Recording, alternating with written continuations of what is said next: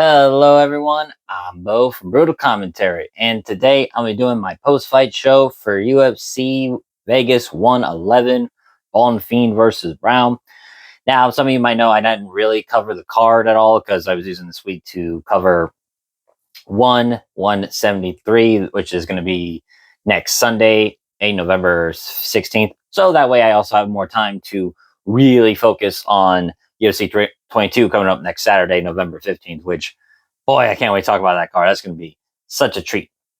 But I did watch the card, and I did put a video out saying who I thought was going to win each fight at the end of the Bonfin Brown prediction video. So if you want, check that out for my predictions.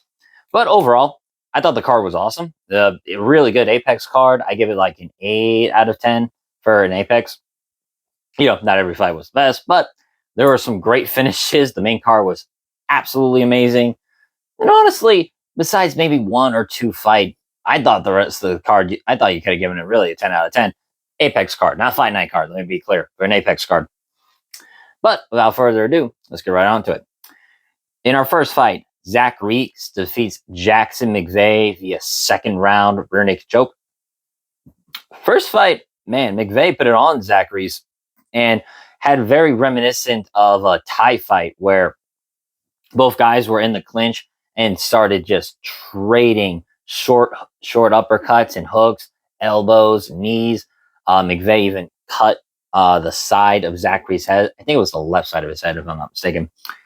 And it looked like McVeigh had a smart plan, just kind of swarm Zachary's, who took this fight on short notice. It was supposed to be Robert Valentine, but unfortunately Valentine pulled out, and so basically less than a week's notice, Reese took the fight on short notice, which honestly, I guess it was a smart decision by Reese because he's going against McVeigh, who might not really even be UFC level, if I'm being honest. But I mean, hey, McVeigh showed he came to fight and he came to win. That's for sure. He didn't make it easy for Reese, is my best way to put it.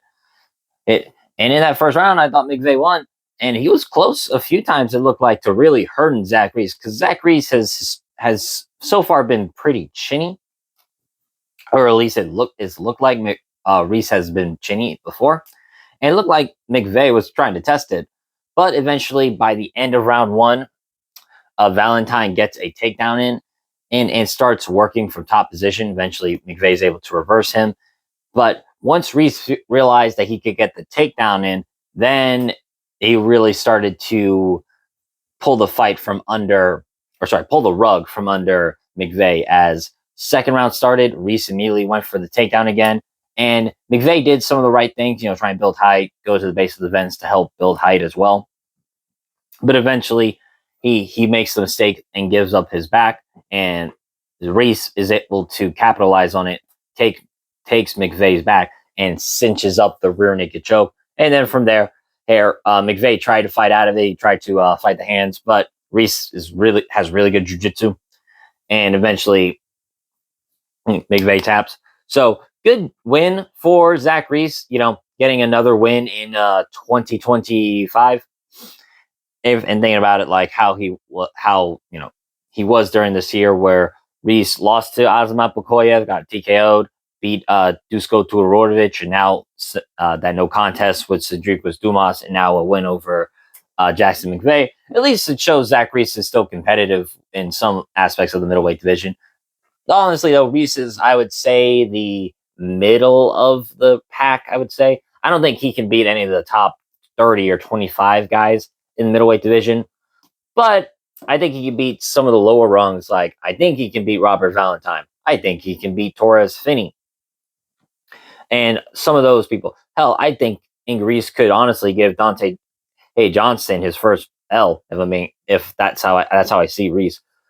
So, good win for Reese. Not exactly sure who they'll give him. I would love the Torres Finney fight just for the memes, one of the biggest middleweights versus the absolute shortest of middleweight. That'd be hilarious. As for McVeigh, I'd say, give him one more chance. And I mean, his first fight in the UFC was against Bruno Ferreira, which is about as tough as it gets. And now losing to Zach Reese when he was supposed to fight Robert Valentine, who, I think Robert Valentine would have been a much easier fight in comparison to Zach Reese.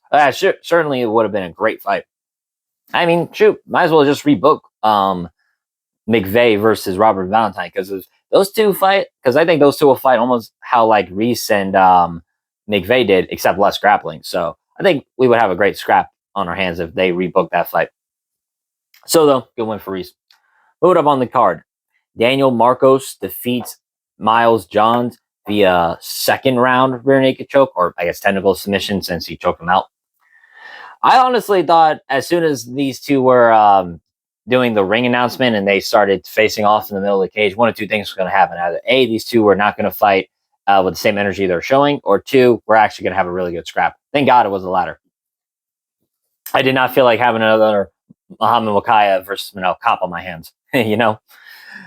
But Miles John looked good. I will say he did look good for aspects of the fight. He tagged Marcos with some good shots. Marcos as well tagged Miles Johns with some good shots.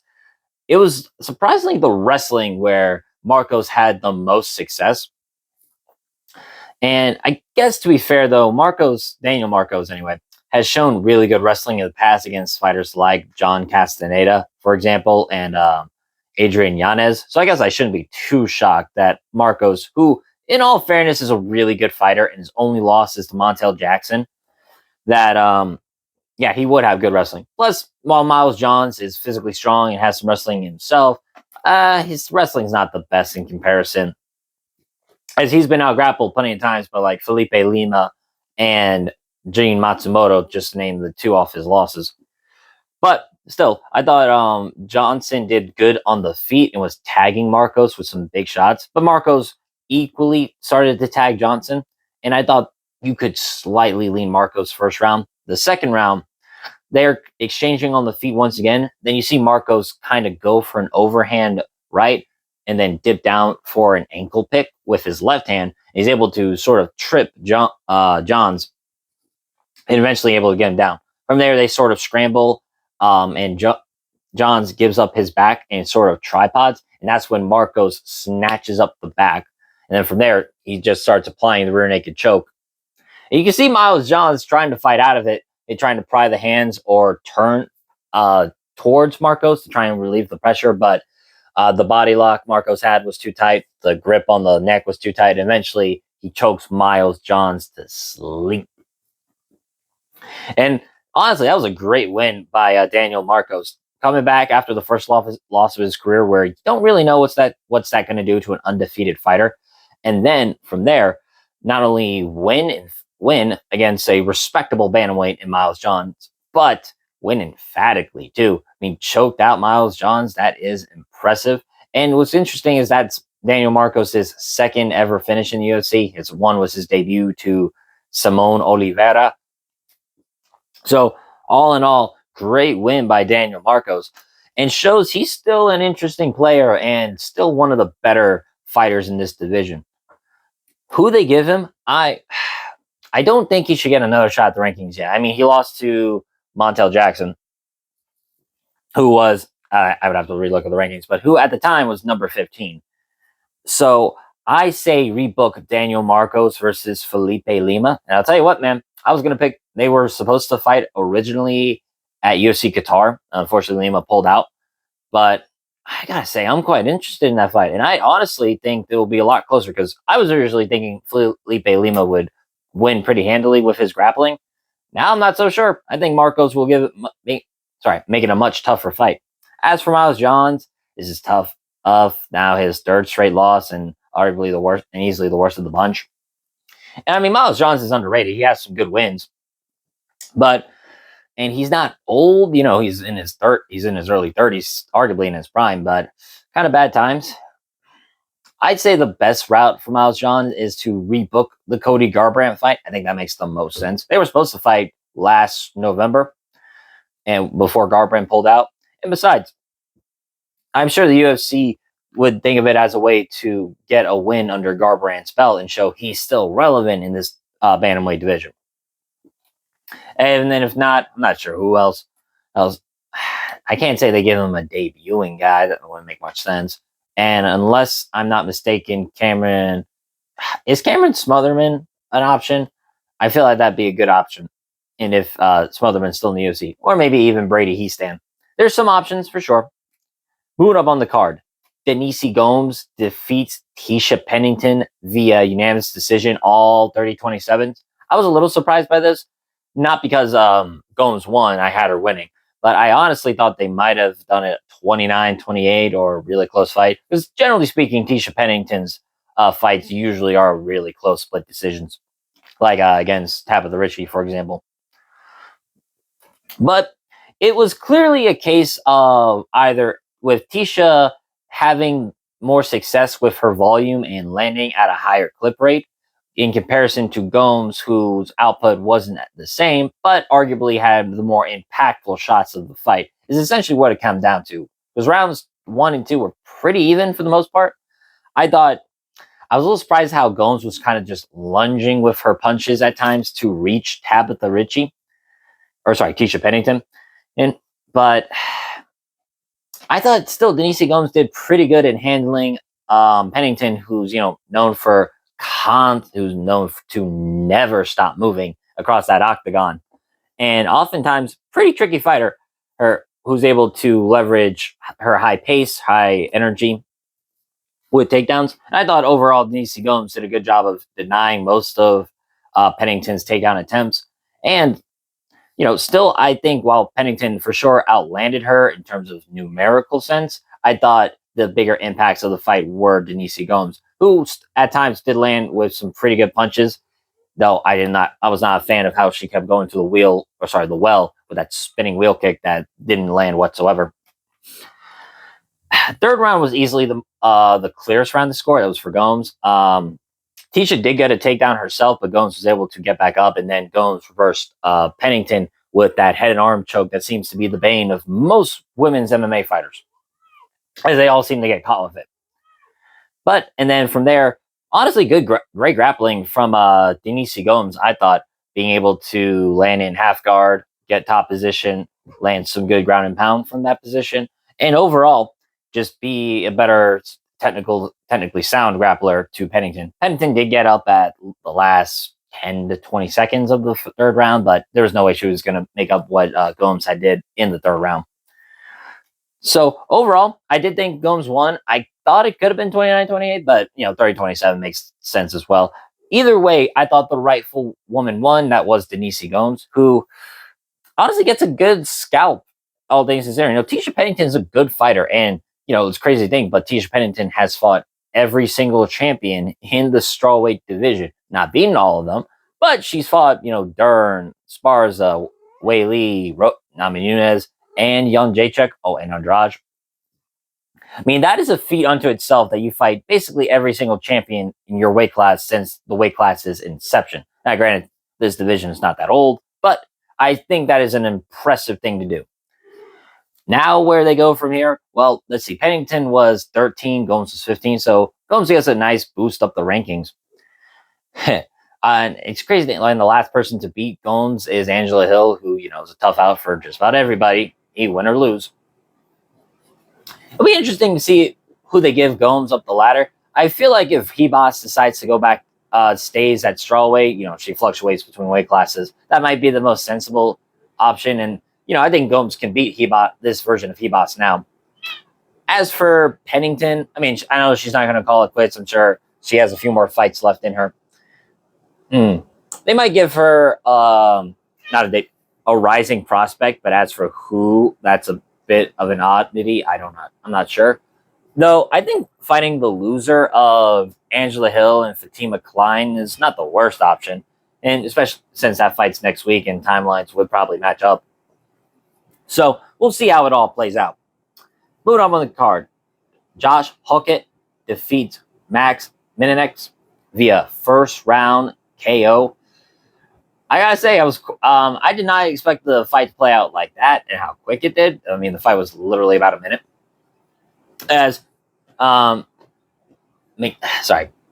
Max was shown to have a really good BJJ background. Had won world titles in both the gi and no gi, and Hoddick. Yeah, that's how I believe how you pronounce it. I'm trying to make sure I don't butcher his Josh's last name. But All-American wrestler, former football player, Division I All-American. And so I thought it was going to be more of a battle of like superior wrestling or superior jiu-jitsu. No, not really. Minetic got a good leg kick on Hawk, and you saw the moment that shit landed, Haddock was kind of hobbling a bit, but he fought through that pain, landed some accurate punches, able to hurt Minetic. I'm sorry if I'm pronouncing that name wrong. Sometimes the names are very hard for me to remember how to pronounce, but bear with me, folks. Anyway, Haddock was able to hurt Minetic early with his shots, landed some really good punches, as I said, accurate ones too. And he's got some explosive power, but then again, I guess I should expect that from a former NFL player. Or may not be the best base for MMA, but they are a very explosive they are very explosive athletes for sure. And eventually got the first round on KO. And then on the mic, I mean, I kind of knew he would say something of interest to me because if you saw Haddock's Dana White Contender Series post-fight interview, he basically channeled his inner Colby Covington. Congratulations, heavyweight. You have a Colby Covington. Or I suppose also a Chael Sonnen, too, because he started rhyming like Chael. And you know what? Fuck it. I don't care what people say. I mean, some people might call it cringe. Some people say, oh, he's got an agenda. I think he's just playing a character, if I'm being honest. And I don't mind that at all. I mean, this heavyweight division is dead for the most part. And so if I can get even one heavyweight with a sliver of personality, I'm going to take it. I don't care if he's playing I don't care if Josh Haddock is playing a character. It's entertaining to me. And I know he doesn't mean most of this shit he says. At least I'm having a good time with him. Now, he did have a call out. He called out Walter Walker. I don't think he should get that fight, to be honest. Walter Walker is ranked in the top 15. And while, this division's wide open, it usually takes 1 and or 2 wins to get a shot at the rankings. I don't think that's the fight to make just yet. I do want it to happen, for sure. I want that fight to happen. And I know Walter Walker wants to fight Haddock, but I don't think that's a fight to make just yet. I mean, this was literally his debut against arguably a can. I understand. And one with good jiu-jitsu credentials and seemed like an interesting test for both guys, who have a combined like 9 to 10 fights to their names. But let's dial it back. Don't give him Walter Walker just yet. There are some other fights for Haddock that make sense in this division as well, like Thomas Peterson I was going to say Jamal Pogue, but I don't even think he's in the UFC anymore. Some more bottom of the barrel guys make the most sense. And then you can fight Walter Walker. And besides, there's some intrigue with Gable Stevenson as well, because I know the UFC has him on their radar. They might fight one day, but that's more speculation than actually matchmaking. So, Haddock, give him another can or someone bottom rung of the heavyweight division, someone to kind of build him up so that I think he will fight Walter Walker. And I do want that fight to happen, but not yet. Shoot, give him Chris Barnett. Chris Barnett's still in the UFC. Why? I could possibly tell you. I know he's entertaining, but I think Barnett is washed. So just give Haddock Barnett. Makes most sense. Moving up on the card. Jacqueline Cavalcanti defeats Mairo Bueno Silva via unanimous decision, 30-27. I thought this was kind of the easiest pick of the card. My only concern when I saw this matchup was, Bueno Silva's a big girl and the best grappler, at least on paper, that Cavalcanti has ever fought. So was a little concerned that if Bueno Silva could get her hands on Cavalcanti and take her down, how would Cavalcanti's submission defense hold up, her get-up game, that kind of stuff. Luckily for me, I didn't need any of those questions answered because Jacqueline put on a nice technical kickboxing performance. Now, honestly, I thought this was I think this was my least favorite fight on the card because I thought this was more of a sparring pace than anything else. That being said, though, Bueno Silva's face at the end of the fight, she kind of looked like her head had so many welts, it kind of looked like a pumpkin to me. I'm not trying to be mean, but that's what it looked like. I mean, her left eye, I believe, was swollen up. There were some welts all over her face. One of them was cut open and was bleeding down Bueno Silva's face.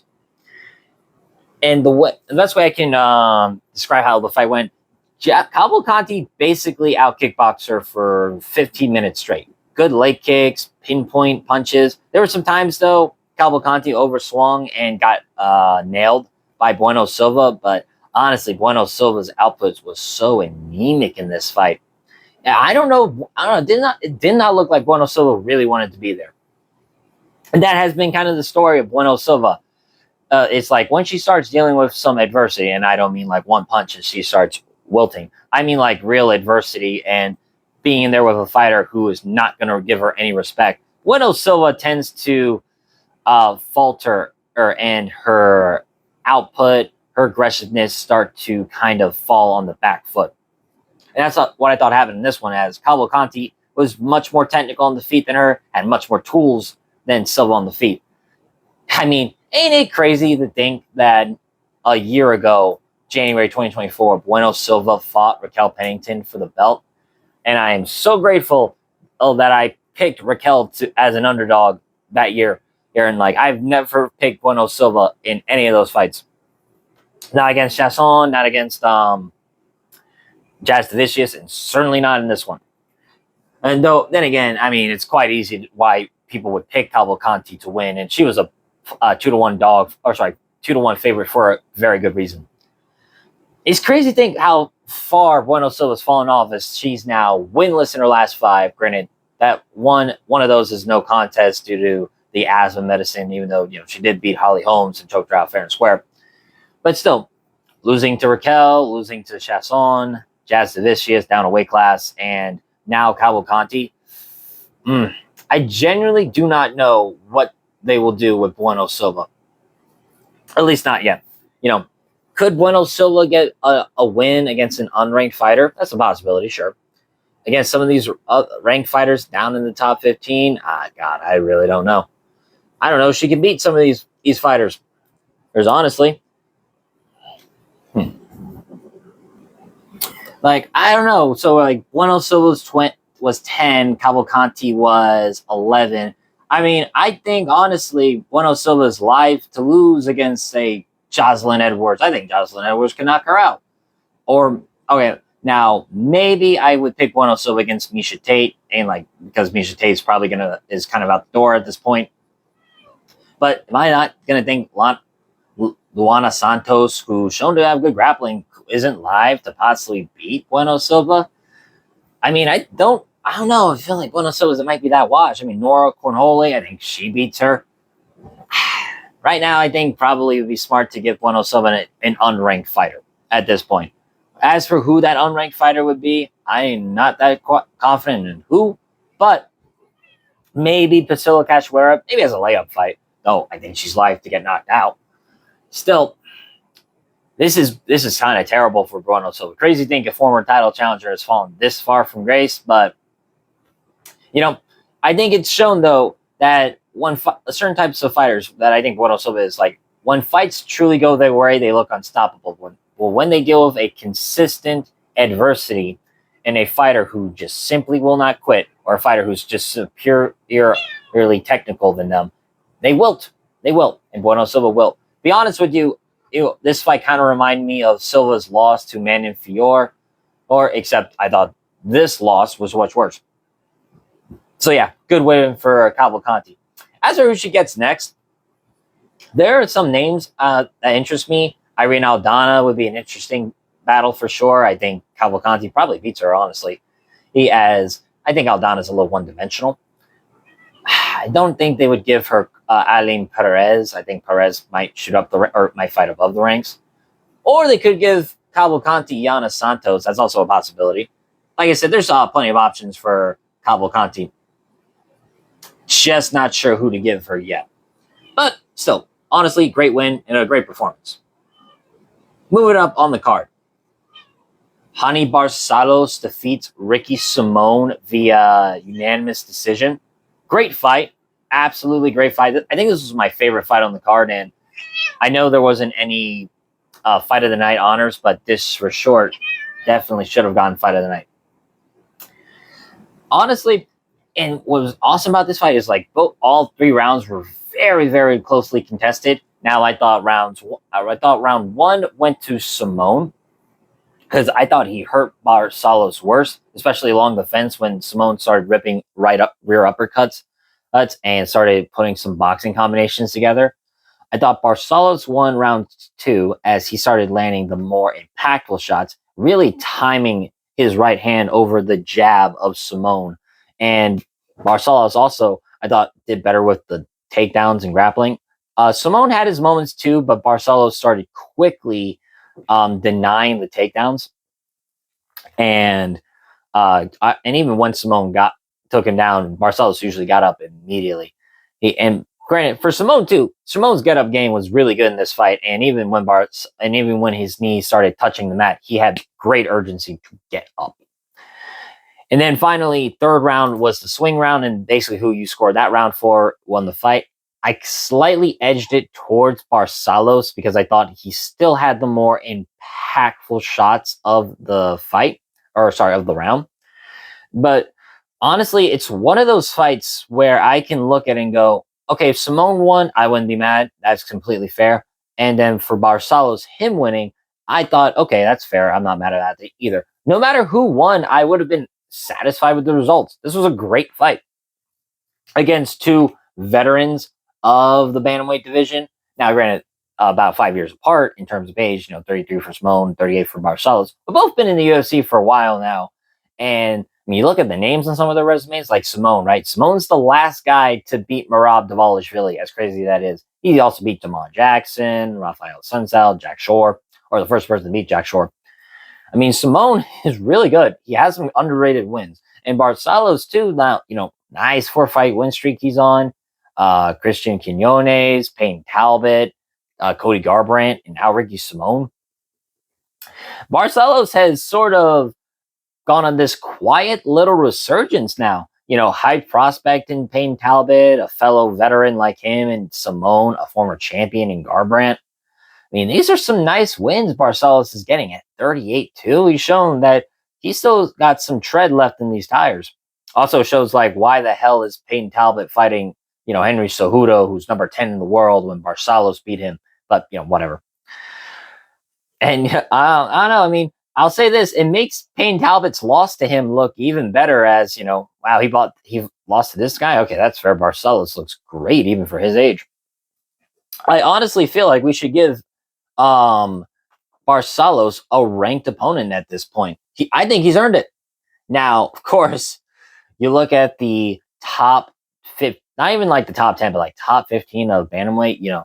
At 11 you got David Martinez, 12 Rob Font, 13 Vinicius Oliveira, 14 Kyler Phillips, and 15 Marcus McGee. It's a tough thing to ask Barcelos to fight any one of those guys. Now, I don't know if they'll give him Marcus McGee because I think Charles Jourdain might get that fight. But I think Barcelos is live to fight with Kyler Phillips. I mean, that would be an interesting fight. I'm trying to remember if they've actually fought each other yet because I could have sworn they have. But still, Phillips versus Barcelos, I'm not opposed to that fight at all. I think that'd be quite a fun. Okay, yeah, I was correct. They did fight before, and Phillips won via a unanimous decision. I wouldn't mind a rematch at this point in their careers. Phillips has kind of fallen off on a 2-fight skid. And Barcelos is surging right now. So they could give him Kyler Phillips in a rematch. Or Rob Font, too. Two OGs of the bantamweights. I think that's a great fight, too. Rob Font, Hani Barcelos. Either one works for me. As for Simone, tough loss for sure. But I don't think one where he should be too discouraged. I mean, it was a close fight. And before that, he had 2 wins. Cameron Smotherman and Jafid Basharat. I don't think they're, those were 2 great wins, if you think about it. So I don't think Simone should be too discouraged. I think him versus Davey Grant is the fight to make. Those 2 guys that'd be a scrap. Absolutely. Grant's striking and great scrambling. Simone's wrestling and boxing. That'd be a great fight for sure. So I'm all for that. Moon up, our featured prelim. Jamal Emmers defeats Hyder and Mill via unanimous decision, 30-27. Although one judge had it 29-27. I guess you make the third round a 10-8, I guess.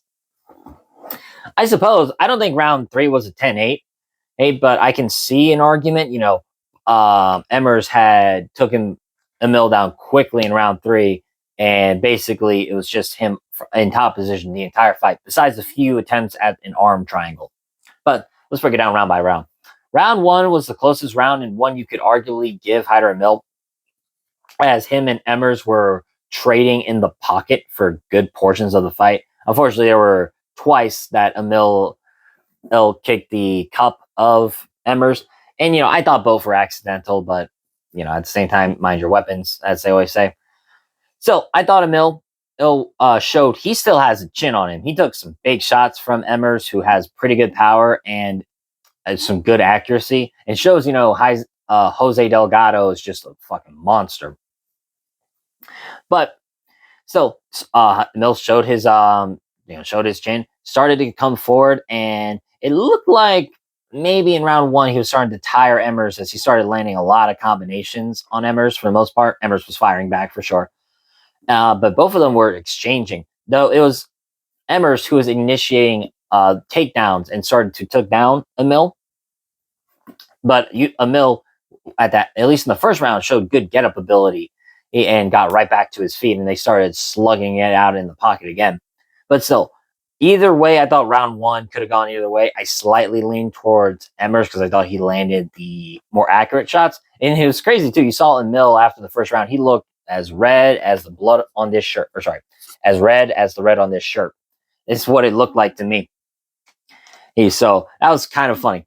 But then rounds 2 and 3 turned into Emmers rounds, as while in the first round they were trading again and having some really good striking moments, it seemed like Emmers started finding more success with his takedowns and positional control, and started locking up some arm triangles on Emil as well. Now, Emil was able to fight out of them, but you could see he started doing this with his jaw, like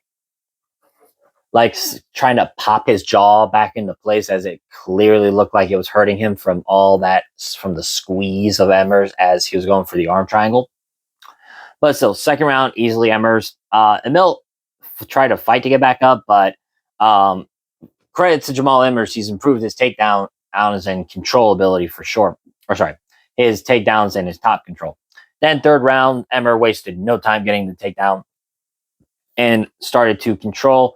Went for some ground and pound, not too much. Usually by the end of the third round is when Emmers really started to go for some ground and pound. It was mostly him maintaining top control, like half guard or full mount. And then at times also going for the arm triangle. Like I said, you saw Emil trying to fix his jaw, it seemed like, just going. So it definitely looked like it hurt him. You can see Emil trying, man. He was trying to get up, but Emmers was simply too strong and just simply too good. I'm honestly quite impressed by how much grappling Emmers was able to put out. Like, because he's not really shown this type of grappling before. It's mostly just been his striking and accurate striking. That and like in his his other one against Gabriel. Excuse me, who was it?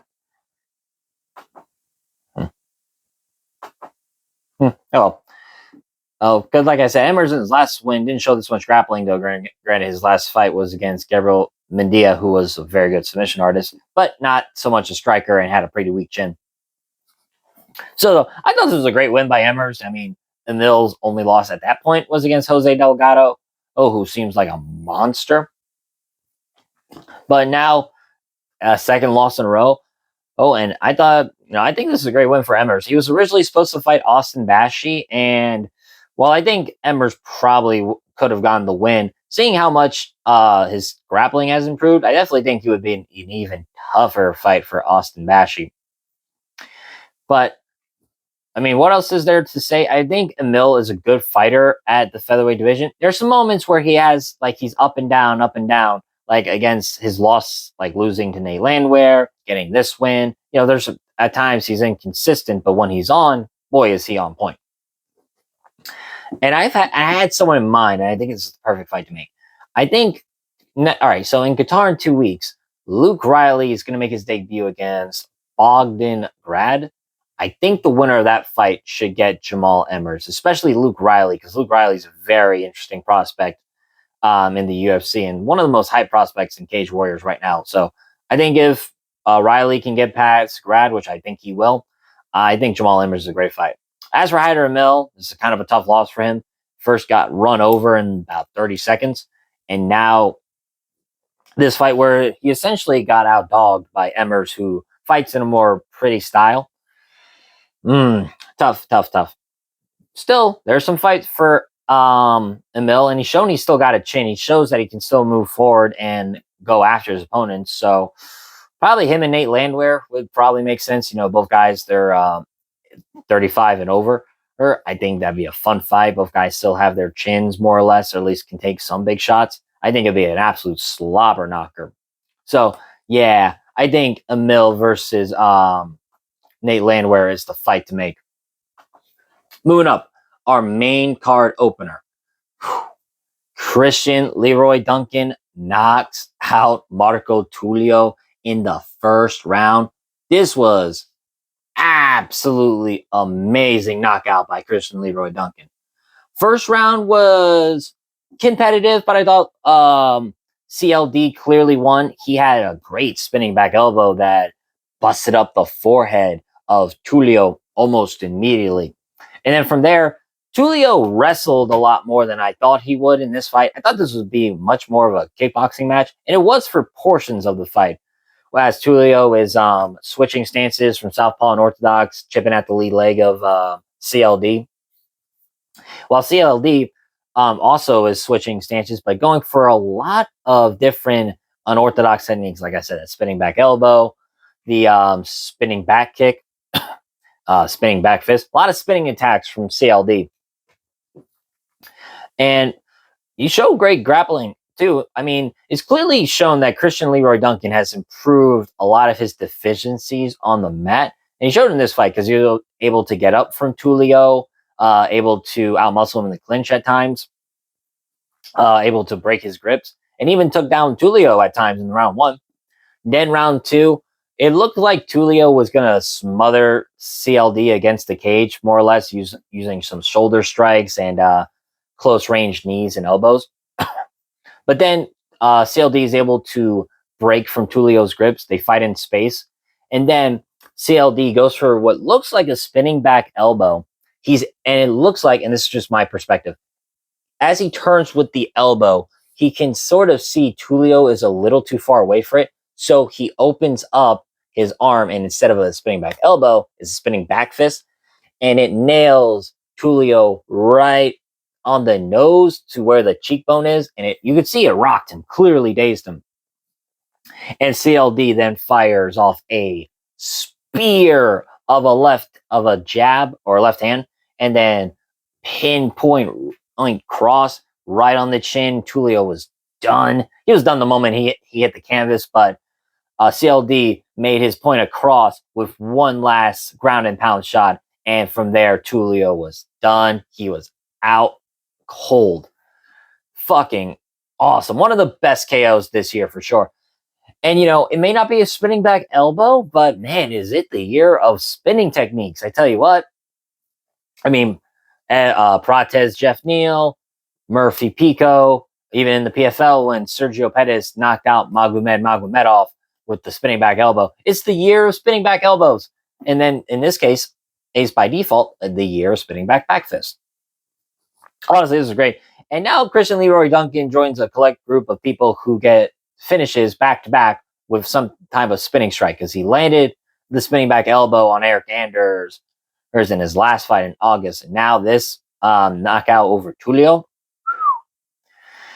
I know CLD has always been legit, and he always seemed like a top 15 talent, but now it really looks like he is top 15 ready. Only question is, are they going to give him that? Because now he's on a 3-fight win streak. Knocked out Marco Tulio, knocked out Eric Anders. Before that, in March, he won a decision win over Andrei Palayev. So I personally think maybe we should give CLD a shot at the top 15. The only problem is, like, fuck, man. You look at the middleweight rankings right now, they are stacked full of talent. I'm not even kidding, because I'm not even kidding. Like, look at the top 15, right? You have Michael Venom Page, you have Jared Cannonier, you have Roman Dolidze, Paulo Costa, Marvin Vittori, and Joe Pyfer. I mean, I kid you not when I say this. The middleweight division is slowly but surely turning into a talent pool because there are some also great unranked fighters like CLD, like Edmund Shabazian, who seems to be on a good win streak and on a good strive now. Kyle Dawkins is back, and he seems to be better now after destroying Michel Pereira. Then you got Fluffy in here, RDR, Whitaker's still hanging around, so is Adesanya. I mean, damn, when did the middleweight division suddenly get so good and have so much talent? I mean, I love it. I absolutely love how much the middleweight division has evolved. And it's still going do they give CLD someone? Because I'd argue they might give Gregory Rodriguez it's tough because you could argue maybe the winner of Roman Kopylov versus Gregory Rodriguez might get a shot at the rankings again. And, Rodriguez has a win over CLD too. It's tough. It's tough. Really tough to matchmake in this division right now, especially guys who are close to the top 15. If they don't give CLD a top 15 guy, then give him Edmund Shabazian. I want to see that so badly. Edmund Shabazian, CLD, a battle of strikers for sure. As for Marco Tulio, tough loss for sure. He's definitely going to need some time off. That was a bad knockout. But once he's able to return healthy and whatnot, I'd say the winner of Antonio Trocoli versus Abdul Razak Al Hassan makes the most sense, especially if Abdul defeats Marco Tulio, as let's be clear, I think he really should. Then I think it's a good bounce back for Tulio. Both guys are more or less prospects, but still, though, take some time because that was a bad knockout loss. An absolutely great win by CLD. Moving up on the card, Chris Paldea TKOs Ismael Bonfin in the second round. Literally last 30 seconds of the second round. Throughout all of fight week, I think it was common knowledge that Paldea was going to be people's underdog of the card, as I know a lot of people were picking him to beat Ismael Bonfin. I know I picked him. I know a few other MMA YouTubers picked him. And it made sense because for as good as Bonfin seems, he's got all the talent in the world. He just hasn't really been able to put it all together. I think it kind of showed in this fight too. I mean, Bonfin weighed in at 161 pounds. He missed weight by 5 pounds. That's a terrible look for him.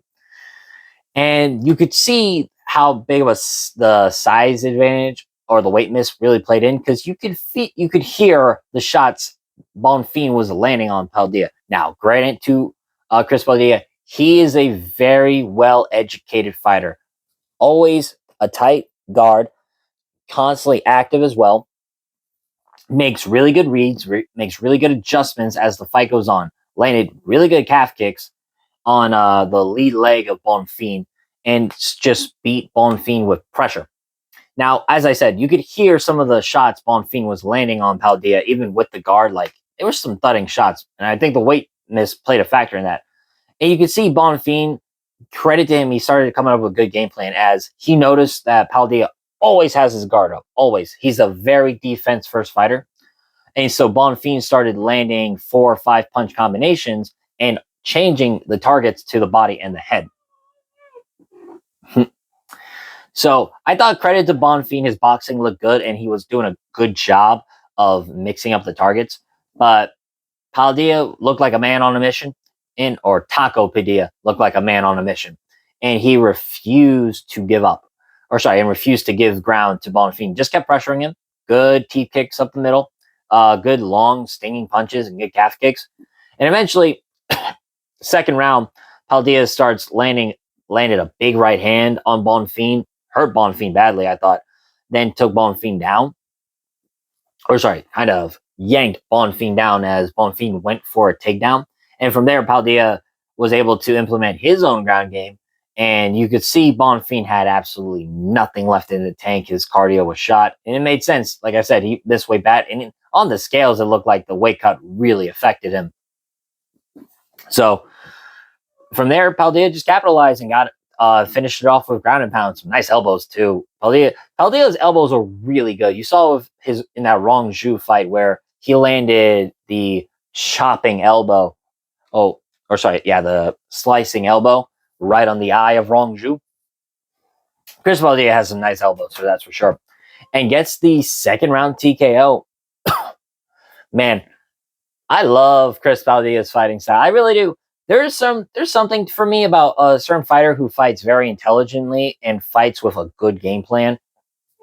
Especially when you look at his 4 UFC opponents and how different they all are. He made his debut against Hamas Lantop, beat him by submission. Then Rong Zhu, TKO, Jai Herbert, close decision, but I thought Paldea won. And now Ismail Bonfin. Those 4 guys fight very differently from each other. And Paldea used smart game planning to beat all of them. There's just something very fun, there's something very fun for me just watching a fighter slowly pick apart his opponents and figure them out. And eventually, by the second, third round, he has an answer for them. Now and I think Paldea is a very underrated fighter, very good fighter as well, well coached. He's in his prime. I think Paldea is very good. Question is who they give him, because fuck, man, it's similar to like any good fighters who get some good wins in the bantamweight division. Like this division is stacked, absolutely stacked. You know, it's lightweight. There's really nothing but killers. So who do they give Paldea? Because now Paldea 4-fight win streak, 3 of those are by finish. He's making some nice waves. I don't think they give him a ranked opportunity just yet, not yet. But there's still some names that they could give Paldea, that's for sure. I guess one of them that comes off the top of my head would be like a Ignacio Bahamondes. That'd be a very interesting and tactical kickboxing fight. I'd be very intrigued to see how that fight plays out, especially seeing how Paldea would deal with a fighter as tall, as rangy as Bahamondes. Similarly to the winner of like Jalen Turner and Edson Barbosa be an interesting fight for me. Or shoot, I know exactly who. Sorry, give me 1 second. And if they don't give Paldea the winner of like Jalen Turner, Edson Barbosa, or Ignacio Bahamondes, then Jakar Close might be a great fight for Chris Paldea. I think that'd be a great fight. I really do.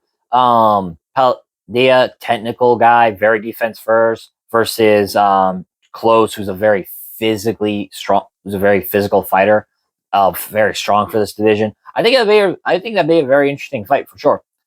Or as for Ismail Bonfin, they might give him a bottom rung guy, because honestly, I feel like Bonfin's a little overrated. Now, you know, he had a great debut against Terrence McKinney, and who else did he beat? Because you look at some of Ismail's losses, though, he's lost to Nazim Salikov and Benoit, but beat Vince Pichel and Terrence McKinney. You know, this Vyacheslav Borshev or Slavakos is scheduled to take on Mateus Camilo next week. They could give him the winner of that fight. Right, especially if it's like Slavakos. I'd be interested in that fight because Bonfin has a clearly wrestling grappling advantage, but Slavakos might be a better grappler than him. Or Charlie Campbell might be a good other option for Bonfin, as both of them are coming off losses. There's some options for sure. They might feed him Tom Nolan. I wouldn't be opposed to that fight either. So definitely some other matchups for Bonfin. So absolutely awesome win for Chris Paldea. Moving up on the card, Uros Medic made quick work of Muslim Salikov. I mean, it was kind of sad because I had like Salikov as an underdog as well in this fight. And I thought he could do it. He showed a nice little resurgence, knocking out Kyung Song and Carlos Leal in the way he did.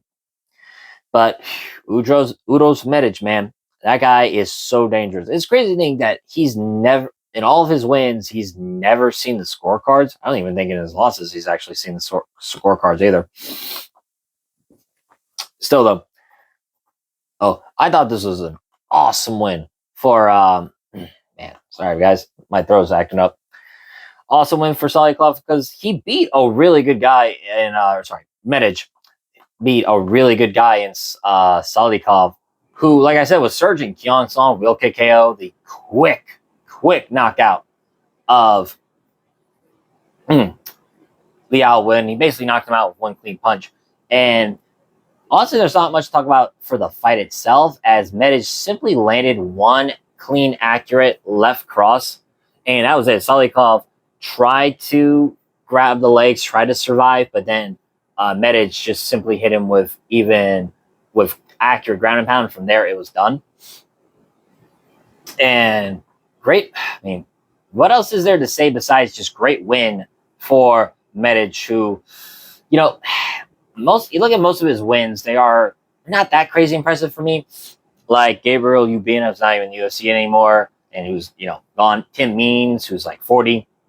And Matt Usellisberger, who's not in the UFC. Like, Medic has some good wins in terms of how he's performed, especially with his knockouts, but I've not been impressed by the names. But right now, absolutely impressed by the names that Uros Medic has.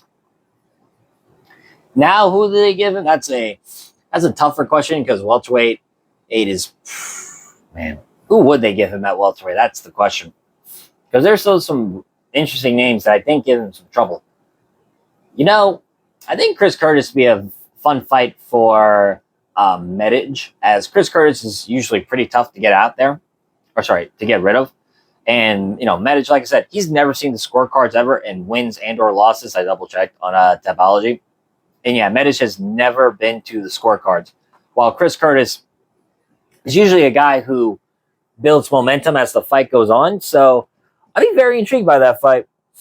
As for Muslim Salikov, I say give him Wonder Boy. I really want to see how Salikov and Wonder Boy fight. The King of Kung Fu versus one of the best karutekas UFC. Might as well book that fight. So, though, emphatic win for Medic. Moving up on the card, Joseph Morales defeats Matt Schnell via first round guillotine. I gotta say, this felt more like a lesson in a guy who is good at jiu-jitsus and good at scrambles versus a guy who's even better at that. Because Joseph Morales just seemingly had the higher level jiu-jitsu than Matt Schnell. Now, first few seconds of the fight to the first minute or so, they were kind of trading striking exchanges. It seemed Morales was landing the better of the striking on Schnell. But then Matt Schnell picked up a leg, went for a takedown, and you could see Morales didn't really mind it at all. He seemed pretty calm. Eventually, he's able to elevate Schnell and take Schnell's back. And from there, Morales gets a crucifix from back, where he tangles one arm with his legs and then uses his other arms to tangle the other arm of Matt Schnell and had him trapped there. And from there, I kind of thought he would go for elbows and or a submission, as before he got the crucifix, you could see Morales hunting for a Kimura. But once Morales gets to the crucifix, you could see it. You could see it immediately on the replay. Morales kind of loosens up his hold on the crucifix. Schnell explodes up, turns, and looks like he's going to tackle Morales to the ground and kind of get to full guard and or top position. And immediately Morales snatches the guillotine on Matt Schnell, gets the full guard in, hooked the legs, got the right elevation, textbook guillotine, and from there Matt Schnell tapped. Awesome win from Joseph Morales. Awesome win. And you could see he set Matt Schnell up. You see it in jiu-jitsu plenty of times. Like, someone who's really good will make fighters make mistakes and make them think they got an advantage just so that they can trap them in a guillotine. You've seen it with, say, Islam versus Renato Moicano, where Islam looks like he gives Moicano some space and Moicano the chance to get up, but really Islam took that as an opportunity to cinch up the Darce choke. And then from there it was a wrap. Basically, Morales did the same thing. Just a clearly higher level of jiu-jitsu than Matt Schnell, who, granted, Matt Schnell is a good scrambler and has good jiu-jitsu in himself, but yeah, Morales was simply of a higher level. And while I don't think this is a great win now, because Matt Schnell, Matt Schnell's last win was over Jimmy Flick, who is not even in the UFC anymore. And before that, Matt Schnell retired last September before coming back in April. So while I can't say like on paper the name value is as good as it once was, because like I think if this was like 2021 to 2022, I think this would mean more. I'm not gonna go out and say, Joseph Morales didn't look good, and he beat Matt Schnell like he was supposed to, because Morales was a 5-1 favorite in this fight. He should have beaten Schnell, and he did exactly as the odds showed it. He made it look easy. So I will say that is the type of fight where the fighter lives up to what people thought of him in this matchup, and so great win for Joseph Morales. Great win. It's kind of interesting because Morales is 31. He's in his prime right now, and it's kind of a now or never for him because flyweight is a young man's division. So who they give him? I think either Sumadarchi, makes sense, or I really kind of want to see Joseph Morales versus Loner Kavanaugh. Maybe it's a return, a good bounce back for Kavanaugh, or further showing how good Joseph Morales really is, because Morales was in the UFC before, and he had lost 2 of his 3 fights there, but one of them was to Figueiredo. That's as tough as it gets. Since then he has not lost since then, but those fights in the regional scenes were years apart from each other. But Ultimate Fighter winner, or the newest season of the Ultimate Fighter winner, I should say, and now gets a good win and over Matt Schnell like this. Good for Joseph Morales, and I think the Sumadarchi fight probably makes the most sense. At worst, I'd say Kevin Borjas, but I think he deserves like Sumadarchi or someone like that. As for Matt Schnell, I think retirement. I'm just gonna keep it at a buck. I think Matt Schnell should retire. I thought it made sense for him to retire after the Cody Durden loss, and I think he should retire again.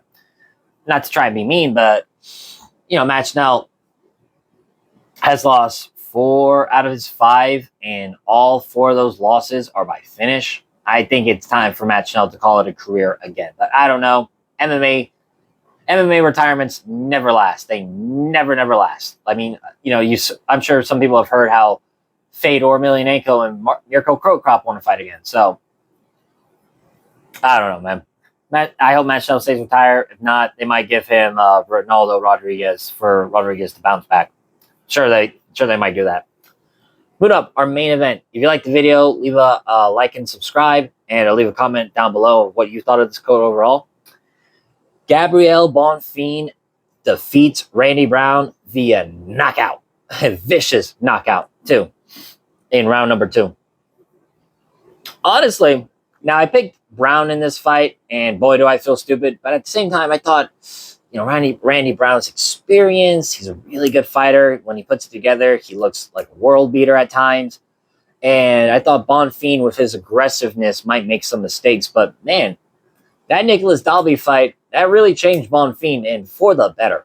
Bonfin is much, much more patient now. He's seemingly blending his strikes together much better. I mean, he didn't even wrestle in this fight, really.